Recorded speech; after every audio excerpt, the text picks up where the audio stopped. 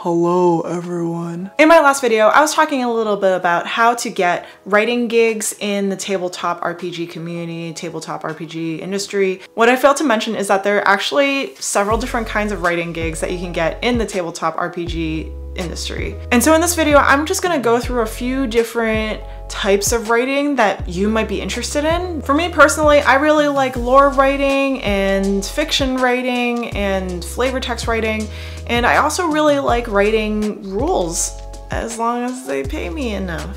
And so let's start off by talking a little bit about lore writing. So what is lore writing? So you have a tabletop role-playing game, say for example, it's about space pirates. Well, if it's about space pirates, then why are there space pirates? Why is it in space?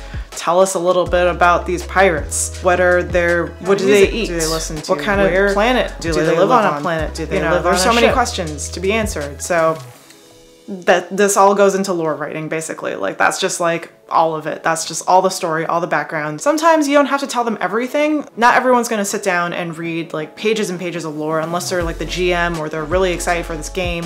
Even if most of it doesn't even make it to the table, most publishers, most people who are making TTRPGs, they really like having a lot of lore in their books, so that way it makes the product more valuable. Hi, it's Future Banana just butting in with a quick note that while I was editing this video, I realized that the word fiction was used earlier when I was making my drawing, and then I remembered that there's novels and comic books and movies based on games that get made, but those get filed away under derivatives, meaning they're derived from the TTRPG, but they're not a part of making the original product or promoting it.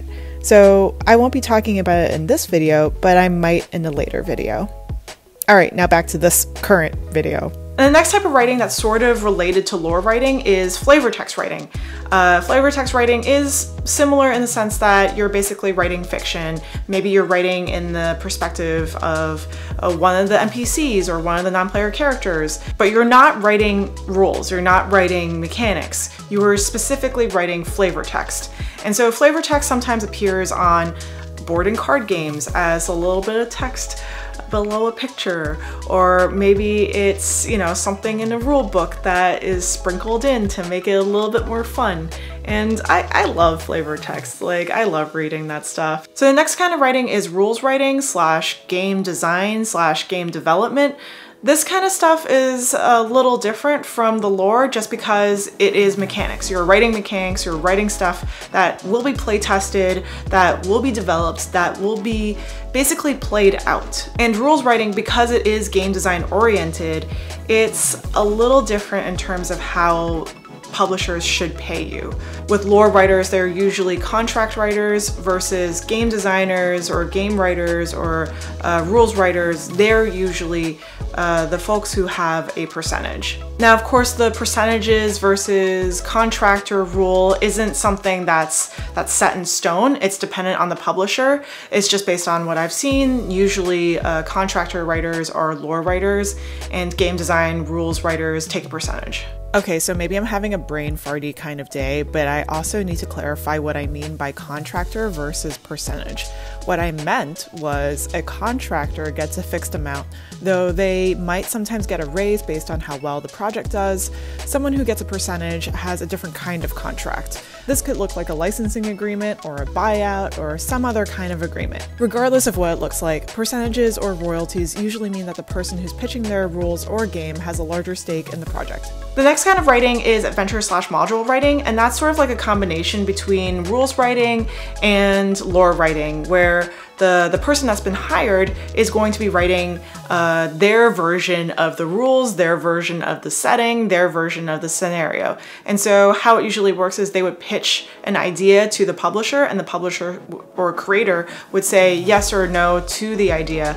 And from there, they would write the adventure or write the module. Usually with this kind of writing, publishers tell writers not to spend too much time on mechanics or, you know, adjusting the mechanics themselves because it might be off-brand. Like some of the stuff that they do might be completely different from what's in the book already. And if it is, then, I mean, it might break the game. So usually mechanics aren't as involved. There might be small adjustments to existing mechanics, but most of the module or adventure writing is going to be sort of like a story. So the GM will be going through the story, they're going to make sure that their players know what's going on at the adventure, and they're just going to hit specific plot points that are most important in this adventure. And for adventure writers and module writers, you sometimes see them as stretch goals on Kickstarters. And so they're usually contractors. They have a certain amount that they make, and they don't usually take a percentage, but again, not a rule that's set in stone. The next type of writing actually isn't really a part of the game itself, but it's writing copy. So writing copy is basically, what is this game about? How do I make it marketable? How do I make it sound cool or sound fun so that the audience can pick it up and be like, oh, this is so cool, like I definitely want to play this, or I definitely want to buy this. So writing copy is actually a pretty important skill, just because you want to market your game. You just want, you know, people to look at it and be like, hey, this is really cool, and that way you can sell tons and tons of copies. Usually people who write copy are also very good at marketing, so they're hired on to do marketing for companies, whether that's, you know, writing a short snippet on what this game is about for Twitter or Instagram or what have you. You know, you have your social media marketers. These people, they know what they're doing and they know what they're saying, so definitely hire folks like that. And the last type of writing I'm going to cover is review writing. So reviewers, they get copies of the game. They're not the game maker. They are another source, sometimes they're media, where they would just take the game, review it, talk about it, play it maybe, or just like discuss what the components are about, or maybe cover what the game is going to be about before it gets launched. So folks who usually write critiques or reviews are from news outlets such as Dicebreaker or Forbes or Polygon or N-World. So you would see a lot of folks doing that kind of work, and they get paid for that. And those are just a few of the writing gigs that you can find in the tabletop role-playing game industry.